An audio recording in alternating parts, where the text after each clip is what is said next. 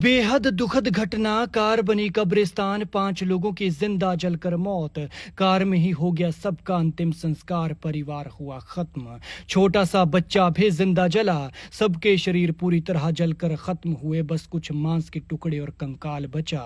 शादी में हिस्सा लेने के लिए गए थे, लेकिन शादी की खुशी में मातम पसर गया और ये शादी द लास्ट राइट बन गई।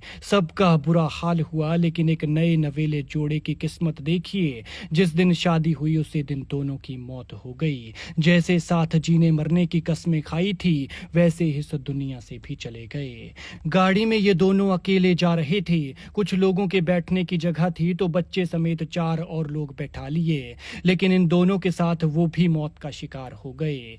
थोड़ी देर पहले रिश्तेदार को फोन कर कहा था कि जल्दी वापस लौटने वाले हैं, लेकिन अफसोस वो तो नहीं लौटे। लौटी तो मनहूस खबर और उनके शरीर के कुछ अवशेष। दिल दहलाने वाली ये तस्वीरें जिसने भी देखी वो आंखों से आंसू नहीं रोक पाया।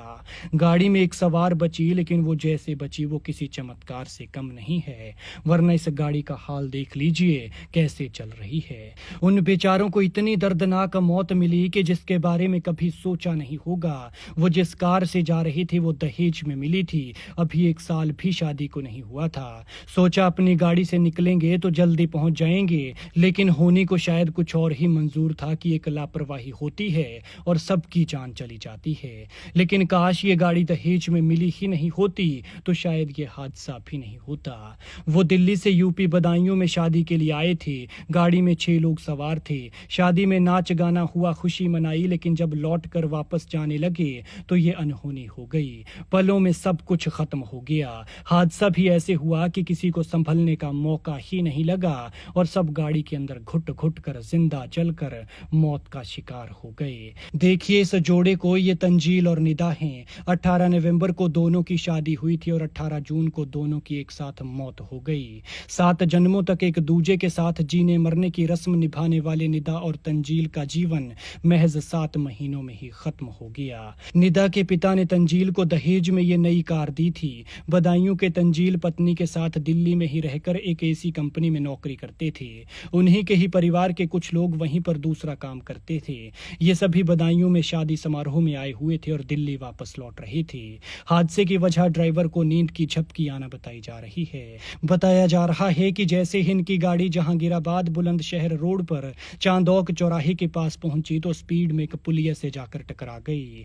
टक्कर के बाद गाड़ी नीचे जा गिरी और उसमें आग भड़क गई। गाड़ी ऑटो लॉक थी, इसलिए सारे बीच में ही फंसे रहे और जिंदा जल गए। इन बेचारों को बचने का मौका ही नहीं लगा और जब तक गाड़ी अनलॉक कर पाते तब तक बच्चे समेत 5 लोगों की जान जा चुकी थी और एक युवती गंभीर हालत में थी जिसका अस्पताल में इलाज चल रहा है।